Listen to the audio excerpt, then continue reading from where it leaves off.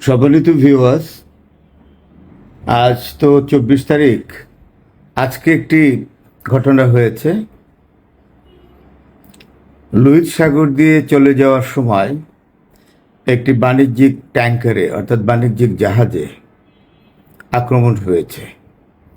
এটা মিসাইলের আক্রমণ, সাথে ড্রোনও ছিল। এই আক্রমণটা করেছে একটি বাণিজ্যিক জাহাজে। এই বাণিজ্যিক জাহাজটি সৌদি আরবের, কারণ এই জাহাজে সৌদি আরবের পতাকা ছিল। অর্থাৎ সৌদি পতাকাবাহী একটি বাণিজ্যিক জাহাজে মিসাইল এবং ড্রোনের আক্রমণ হয়েছে। এবং আক্রমণের জায়গাটি হলো এই যে খুবই ইম্পর্টেন্ট, সেটা হলো সৌদি পোর্ট সিটি, অর্থাৎ সৌদি একটা বন্দর আছে। এই বন্দরটার নাম হলো ইয়ানবো। তো ইয়ানবো বন্দরটা হলো ইয়ানবো বন্দরের 63 মাইল উত্তরে। ইয়ানবু বন্দরের 63 মাইল উত্তরে এই ঘটনাটি ঘটে লোহিত সাগরে। এবং কে বা কাহারা এই সৌদি জাহাজের উপরে, বাণিজ্যিক জাহাজের উপরে আক্রমণ করেছে, সেই দায় কেউ স্বীকার করেনি। এখন পর্যন্ত স্বীকার করা হয়নি। তবে এইটা একটি, আমি মনে করি লোহিত সাগর নর্মাল জাহাজ চলাচলের জন্য, এটা বাণিজ্যিক জাহাজ বা যাত্রীবাহী জাহাজ বা অন্য কোনো তেলের জাহাজ, তেলের ট্যাঙ্কার, যেটাই বলুক না কেন, লোহিত সাগর আর নিরাপদ নয়। তার কারণ সৌদি আরবের সাথে ইয়েমেনের সম্পর্ক খারাপ হয়ে যাওয়ার ফলে, অর্থাৎ ইয়েমেন এবং সৌদি আরবের মধ্যে যুদ্ধ অবস্থা বিরাজমান। এর ফলে লোহিত সাগর এখন জাহাজ চলাচলের জন্য আসলে আর উপযোগী নয়, একটা বিপদ সংকুল সমুদ্র পথ হিসাবে পরিণত হয়েছে। তো সুতরাং আমরা যেটা দেখলাম যে কেউ দায় স্বীকার করছে না, কিন্তু আক্রমণটা হয়েছে, এটা সত্যি। আক্রমণ হয়েছে এবং তার এই আক্রমণ নতুন কিছু না। 2023 সাল থেকে হুতিরা যখন ইসরায়েল এবং সৌদি আরবের বিরুদ্ধে যুগপৎ যুদ্ধ করছে, তখন একটি প্রক্সি হিসাবে, ইরানের প্রক্সি হিসাবে যুদ্ধ করছে, তখন থেকে যদি 23 সাল থেকে ধরা হয়, তাহলে এই পর্যন্ত হুতিরা 178টি জাহাজের উপর আক্রমণ করেছে। 178টি জাহাজের উপরে আক্রমণ করেছে। এই 178টি জাহাজ ক্ষতিগ্রস্ত হয়েছে। এর মধ্যে 4টি জাহাজ একেবারে ধ্বংস হয়েছে। তো সুতরাং হুতিদের আক্রমণ কিন্তু কন্টিনিউয়াসলি চলছে। কারণ 2023 সাল থেকে যদি আমরা ধরি, 178টি যুদ্ধ জাহাজের উপর আক্রমণ করেছে হুতিরা, 4টি জাহাজ একেবারে ধ্বংস করে দিয়েছে। তাইলে হুতিদের আক্রমণের তীব্রতা কিন্তু লোহিত সাগরে অত্যন্ত শক্তভাবেই রয়েছে এবং তীব্রভাবে তারা এই আক্রমণ চালিয়ে যাচ্ছে এবং লোহিত সাগরকে নিয়ন্ত্রণ করছে, এটা বুঝতে হবে। আর আরেকটি বিষয় হলো এই, সৌদি আরব কিন্তু লোহিত সাগরের নিয়ন্ত্রণ নিতে পারছে না। লোহিত সাগরের নিয়ন্ত্রণ নিয়ে রাখছে হুতিরা। আর এদিক থেকে হরমুজের নিয়ন্ত্রণে আছে ইরান এবং কিছুটা আছে ওমান। সব কিছু মিলে যে বিষয়টা হচ্ছে যে এর পরিণতি কোথায় কোথায় যাবে এই অবস্থা, সেটা জানা যাচ্ছে না। শুনেছি যে মক্কা চুক্তি যেটা হয়েছে, সেটাতে এখন মিশরকে আমন্ত্রণ জানিয়েছে তুরস্ক। এবং আজকে যে খবর পেলাম যে ইরানকেও নাকি আমন্ত্রণ জানিয়েছে। এই জায়গায় আমার একটু গোল বেঁধেছে যে ইরানকে যদি মক্কা চুক্তিতে আমন্ত্রণ জানানো হয় যোগদানের জন্য, সেটা কি আমেরিকা মানবে? কারণ এই মক্কা চুক্তিকে তো স্বাগত জানিয়েছে ডোনাল্ড ট্রাম্প। তো যেই চুক্তিকে স্বাগত জানিয়েছে, মিলিটারি অ্যালায়েন্সকে স্বাগত জানিয়েছে, সেটাতে যদি ইরান যোগদান করে, ইরান হলো আমেরিকার বর্তমানে জাত শত্রু, তাইলে এখানে ইকুয়েশন কি হবে আমি বুঝতে পারছি না। তবে ভবিষ্যতে হয়তো আরও কিছু রাষ্ট্র এই মক্কা চুক্তিতে যোগদান করতে পারে বলে সম্ভাবনা রয়েছে। ধন্যবাদ ভিউয়ার্স। ভালো। পৃথিবীর যে প্রান্ত থেকে যারা দেখছেন সবার জন্য শুভকামনা, ভালোবাসা। দর্শক, আপনাদের জন্য রয়েছে বেশ কিছু গুরুত্বপূর্ণ খবর। প্রথম যে খবরটি দিতে চাই সেটি হলো ইরান তার আমেরিকার মিত্রদেরকে নতুন করে হুঁশিয়ারি দিয়েছে, যদি আমেরিকার নিষেধাজ্ঞা কেউ মেনে চলে ইরানের বিরুদ্ধে তাকে তেল গ্যাস যাওয়া আসা বন্ধ করে দেবে। দ্বিতীয় যে বিষয়টি ইরান বলছে যে যেসব দেশে মার্কিন ঘাঁটি রয়েছে তারা আগ্রাসী কর্মকাণ্ডে সহযোগী হয়ে উঠছে, তাদেরকে ইরান দমন করবে। পাশাপাশি প্রেসিডেন্ট ট্রাম্প বলছেন, আমরা ইরান সহ সবার বিরুদ্ধে জিতে গেছি। আসলে ট্রাম্প কি জিতে গেছেন? পাশাপাশি সবচেয়ে ইম্পর্টেন্ট যে খবরটি আজকে সেটি হলো সৌদি, তুরস্ক, পাকিস্তান জোটে ইরান আসতে যাচ্ছে, এমন তথ্য ইতিমধ্যে কয়েকটি গণমাধ্যমে প্রচার হয়েছে। দর্শক, আরো অনেকগুলো খবর থাকবে, আশা করি আপনারা দেখতে এবং শুনতে পাচ্ছেন। যদি কোনো সমস্যা না থাকে অবশ্যই আমাকে কমেন্ট করে জানাবেন একদম ক্লিয়ার সাউন্ড এবং ভিডিও দেখতে পাচ্ছেন কিনা। প্রথম যে খবরটি দিয়ে শুরু করতে চাই সেটি হলো ইরানের গণমাধ্যম আজকে জানিয়েছে যে পাকিস্তানের সেনাপ্রধান ফিল্ড মার্শাল আসিম মনির এবং ইরানের পার্লামেন্টের স্পিকার মোহাম্মদ বাগের গালিবাফের মধ্যে একটি সাক্ষাৎ বা দুজনের মধ্যে একটি বিষয় আলোচনা হয়েছে এবং পাকিস্তানের সেনাপ্রধান এই মুহূর্তে ইরান সফরে আছেন। পাকিস্তানি সেনাবাহিনীর কমান্ডার ফিল্ড মার্শাল আসিম মনির ইরানের সংসদের স্পিকার মোহাম্মদ বাগের গালিবাফের সাথে সাক্ষাতে যেসব কথা বলেছেন সে বিষয়গুলো আমরা একটু তুলে ধরছি।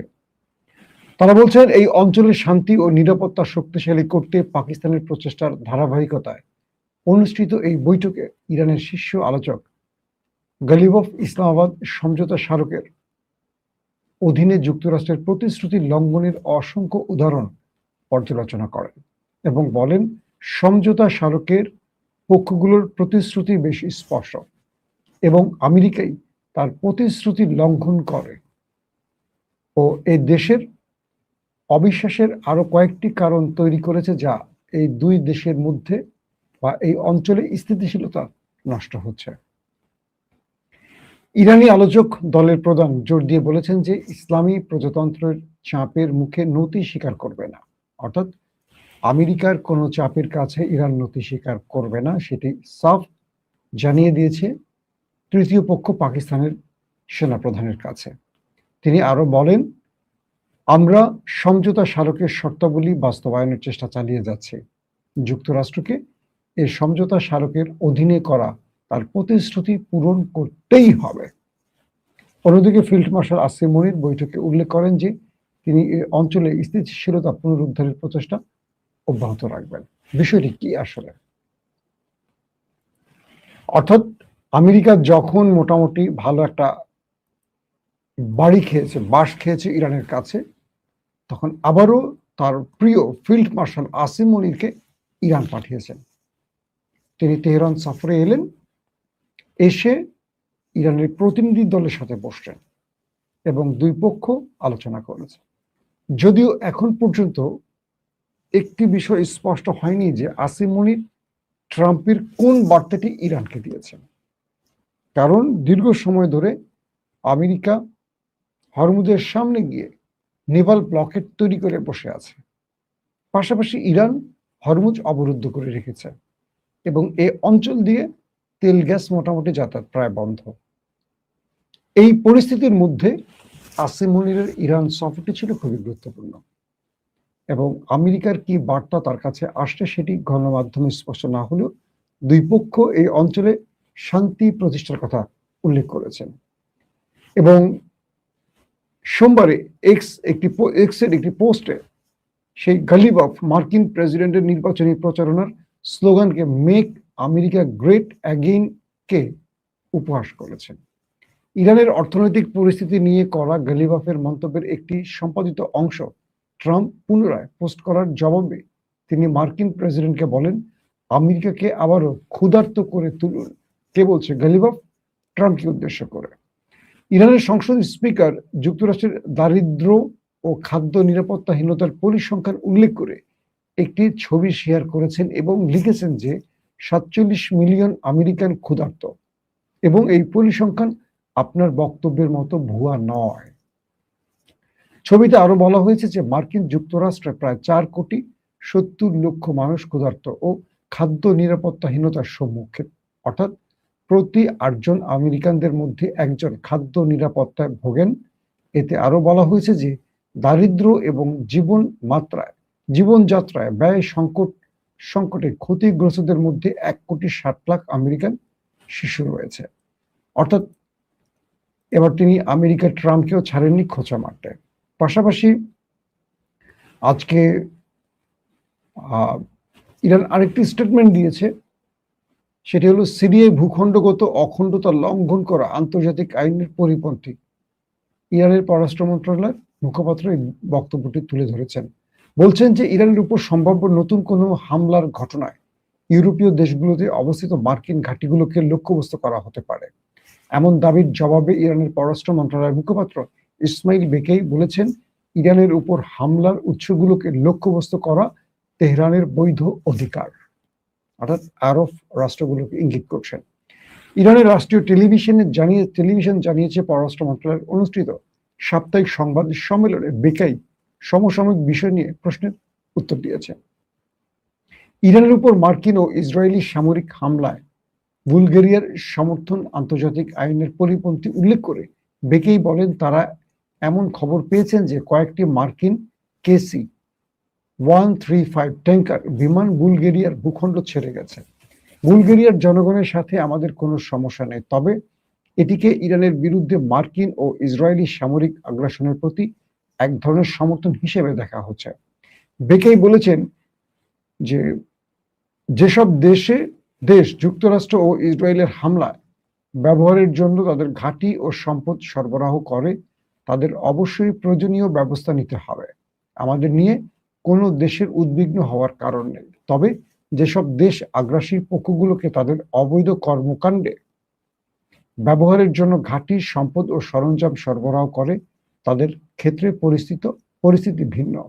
ইরানের বিরুদ্ধে পরিচালিত যে কোনো আগ্রাসী কর্মকাণ্ডের উৎস ও উৎপত্তি স্থলে ইরান তার অধিকার রাখে হামলা করার। স্পষ্ট বার্তা দিয়েছে বুলগেরিয়াকে ইরান। দর্শক, আমি আরো কয়েকটা ইম্পর্টেন্ট খবর দিয়ে চলে যাব আপনাদের মূল আলোচনায়। ইতিমধ্যে ট্রাম্প দাবি করেছেন যুক্তরাষ্ট্র জয়ী হয়ে গেছে, তেহরান উপসাগরীয় তেল রপ্তানিতে হুমকি দিচ্ছে। মার্কিন প্রেসিডেন্ট ডোনাল্ড ট্রাম্প বলেছেন, আমরা ইরান সহ সবার বিরুদ্ধে জিতে গেছি, যে দেশটি অর্থনৈতিক ও সামরিক মৃত্যুচক্রে নিমজ্জিত। হরমুজ প্রণালী পারাপারের জন্য ইরানের নির্ধারিত ব্যবস্থা লঙ্ঘনকারী জাহাজগুলোর উপর জরিমানা, আটক বা বাজেয়াপ্ত সহ বিভিন্ন নিষেধাজ্ঞা আরোপের বিষয়ে সতর্কবার্তা জারির পর এ দাবিটি করা হয়েছে। অর্থাৎ ইরান হরমুজ প্রণালীতে যারা ইরানের নির্দেশ ফলো করবে না, অর্থাৎ ইরান যে পথ ধরে যাতায়াত করতে বলেছে, যে রুটে জাহাজগুলো আসা যাওয়া করবে, যে সিস্টেমে করবে ইরানের অনুমতি নিয়ে, এ ব্যাপারে যারা ইরানের নির্দেশ অমান্য করবে, ইরান সেই সব জাহাজকে বাজেয়াপ্ত করবে, আক্রমণ করবে, ধ্বংস করবে, পারলে আটক করবে। ইরান সাফ এই তথ্য দিয়ে দিয়েছে। আর ঠিক এই জন্যই পাল্টা আমেরিকার প্রেসিডেন্ট দাবি করছেন তিনি নাকি জিতে গেছেন। ইরান যখন পুরো হরমুজ প্রণালী কন্ট্রোল করে রেখেছে, তার কন্ট্রোলে আছে, কোনো জাহাজ এখান থেকে ঢুকতে বেরোতে পারছে না ইরানের অনুমতি ছাড়া, তখন ট্রাম্প কি করে জিতলেন, এটা নিয়ে প্রশ্ন উঠতেই পারে। মার্কিন অর্থমন্ত্রী স্কট বেসেন্ট বলেছেন, ইরানের বিরুদ্ধে চরম অর্থনৈতিক নিষেধাজ্ঞা আরোপের বিষয়ে যুক্তরাষ্ট্রের প্রত্যাশিত ঘোষণার আগে ওয়াশিংটনের লক্ষ্য হলো ইরানকে টিকিয়ে রাখা, প্রতিটি অর্থনৈতিক জীবনরেখা ছিন্ন করা। বুঝতে পারছেন, ইরানের উপর এক ভয়ঙ্কর নিষেধাজ্ঞা আসতে যাচ্ছে, যে কোনো সময়, আজকালকের মধ্যে আসতে পারে। ঠিক তার আগে এই স্টেটমেন্টটি দিলেন অর্থমন্ত্রী স্কট বেসেন্ট। ইরানের নিরাপত্তা প্রধান মোহসেন রেজাই সতর্ক করেছেন যে ট্রাম্পের অর্থনৈতিক যুদ্ধ অব্যাহত থাকলে ইরান উপসাগরীয় অঞ্চল থেকে সমস্ত তেল রপ্তানি বন্ধ করে দেবে এবং মার্কিন নিষেধাজ্ঞার প্রতি যে কোনো দেশের সমর্থনকে যুদ্ধাপরাধ হিসেবে গণ্য করবে। খুবই স্পষ্ট একটা বার্তা আছে ইরানের পক্ষ থেকে, সেটি হলো যদি নতুন করে ইরানের উপর আবার অবরোধ চাপিয়ে দেয় আমেরিকা, তাহলে এই অবরোধের কারণে আরবের যত তেল আছে অথবা মধ্যপ্রাচ্যের যত তেল এখান দিয়ে যাতায়াত করে উপসাগরীয় অঞ্চল থেকে সমস্ত তেলের রুট বন্ধ করে দেবে, গ্যাসের রুট বন্ধ করে দেবে, যাতে পুরো পৃথিবীর তেল গ্যাসের সংকটে অন্ধকারে থাকে। ইরান সাফ বলে দিয়েছে যে আমাদের উপর নিষেধাজ্ঞা দিবা, দাও, পুরো উপসাগরীয় তেলের রুট আমরা বন্ধ করে দেবো, পারলে তোমরা কিছু করো। পাশাপাশি বলছে যারা ট্রাম্পের এই নিষেধাজ্ঞা মেনে চলবে, অর্থাৎ ট্রাম্প যে ইরানের উপর নিষেধাজ্ঞা দেবে এটা যারা মেনে চলবে তাদের উপর এই নতুন করে ইরান স্যাংশন জারি করবে। কি সেটা? এই অঞ্চল দিয়ে তাদের সকল জাহাজ চলাচল বন্ধ করে দেবে, সেটা পণ্যবাহী হোক, তেলবাহী হোক, গ্যাসবাহী হোক, যেটাই হোক সেটাই ইরান বন্ধ করে দেবে। কোনোভাবেই ইরান তাদেরকে আর এই অঞ্চল থেকে উপসাগর থেকে তেল নেওয়া বা গ্যাস নেওয়ার রাস্তা খোলা রাখবে না।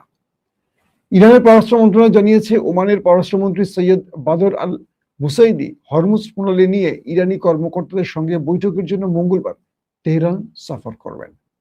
অর্থাৎ ইরানের পররাষ্ট্র মন্ত্রণালয়ের সাথে এবার ওমানের পররাষ্ট্র মন্ত্রণালয়ের মধ্যে বৈঠক হতে যাচ্ছে। সেটি আগামী মঙ্গলবার তিনি তেহরানে আসবেন এবং ওমান আর হরমুজ প্রণালীর এক পাশে ইরান, এক পাশে ওমান, এবং হরমুজ প্রণালীর পুরো কন্ট্রোল নিয়ে এই দুই দেশের মধ্যে চূড়ান্ত সিগনেচার বা আলোচনাগুলো হতে যাচ্ছে। দেখার বিষয় এখন কি হয়। প্রিয় দর্শক, যে বিষয়টির জন্য আপনারা বসে আছেন, আমেরিকাকে ইরান যে কড়া বার্তাটি দিয়ে দিয়েছে যে তোমরা যা কিছু করো আমাদের আপত্তি নাই, তবে ফলাফল ভেবে করো। যদি তুমি আমার উপর নিষেধাজ্ঞা দাও, আমি সকল তেল চলাচলের রাস্তা বন্ধ করে দেব। যদি তুমি বা তোমার নির্দেশ কেউ মেনে চলে, তুমি নিষেধাজ্ঞা দিবা সেটা কেউ মেনে চলছে, তাহলে তার জন্য উপসাগরীয় অঞ্চলের হারাম করে দেব, তার জাহাজ পাওয়া মাত্রই শুরু হয়ে যাবে। এখন আমেরিকা কি করবে? ট্রাম্প তো জিতে গেছে দাবি করছেন, তাহলে ঘরে ফিরে যান, তাই তো? দর্শক, পাকিস্তান এবং আরবের কয়েকটি আউটলেট দাবি করছে, গণমাধ্যম দাবি করছে, সৌদি, তুরস্ক, পাকিস্তানের যে সামরিক জোট বা ইসলামিক সামরিক জোট, এখানে ইরানকে আমন্ত্রণ জানানো হয়েছে। এখানে তুরস্কের পক্ষ থেকে মিশরকেও আমন্ত্রণ দেওয়া হয়েছে এবং ইরানকেও দেওয়া হয়েছে। কয়েকটি গণমাধ্যম এটি দাবি করেছে। যদি ইরানকে সত্যিকার অর্থে আমন্ত্রণ জানানো হয়, তাহলে কি আমরা বুঝতে পারছি এই জোটটি কাদের বিরুদ্ধে? তার মানে এই জোটটি হচ্ছে আমেরিকার সবচেয়ে কাছের বন্ধু, আমেরিকার মিত্র ইসরায়েলের বিরুদ্ধে। প্রথমে অনেকে বলছেন যে এই জোটটি বা সামরিক জোটটি হতে পারে ইরানের বিরুদ্ধে। তাহলে সৌদি আরব বা পাকিস্তান বা তুরস্ক ইরানকে এই জোটে নেবে কেন? পাকিস্তানের যিনি ফিল্ড মার্শাল আসিম মনির তার ইরান সফরটি এটিও একটি কারণ বলে দাবি করা হচ্ছে। অর্থাৎ পাকিস্তান চাইছে ইরানকে জোটে রাখতে, তাতে করে সৌদির সঙ্গে পাকিস্তানের যে দূরত্ব এটা ঘুচে যাবে, কারণ তারা নিজেরাই একে অপরের বিপদে পাশে দাঁড়াবে ঘোষণা দিয়ে এই সংগঠনটি বা এই জোটটি হচ্ছে। তাহলে ইরান সৌদি আরবের হামলা করছে না, বরং সৌদিতে কেউ হামলা করলে ইরান নিজের উপর হামলা বলে সৌদির পাশে দাঁড়াবে। তাই তো ন্যাটোর মতোই তো এটি, ন্যাটোর আর্টিকেল 5 যে সিস্টেম বা নিয়ম, এই জোটটি সেই নিয়মই আসছে। তাহলে সৌদি আরব এখানে কি করতে চাচ্ছে? এক ঢিলে ইরানকে পাশে রাখছে বন্ধু রূপে, অন্যদিকে তার হুমকি দমিয়ে দিচ্ছে। আর ইরান কি করবে? ইরান তার শর্তে বলে দিয়েছে অবশ্যই মুসলিমদের যে কোনো জোটে ইরান যেতে প্রস্তুত, তবে আমেরিকা এবং ইসরায়েলের স্বার্থ সংশ্লিষ্ট কেউ থাকতে পারবে না, এবং এই জোট যেন আমেরিকা এবং ইসরায়েলের পক্ষের কোনো জোট না হয়, কিংবা এই জোট যেন আমেরিকা ইসরায়েলের স্বার্থ রক্ষাকারী না হয়। This is point. এই বক্তব্যটি ইরান সাফ জানিয়ে দিয়েছে কাদেরকে, যারা তাকে আমন্ত্রণ দিয়েছে। ইরান বলছে এই জোটে অবশ্যই আমরা আসতে চাই, আসতে পারি, কিন্তু এখানে বা এই জোট আমেরিকা ইসরায়েলের কোনো স্বার্থ রক্ষা করতে পারবে না। এখন এটা নিয়ে আলোচনা হবে, আরো পর্যালোচনা হবে।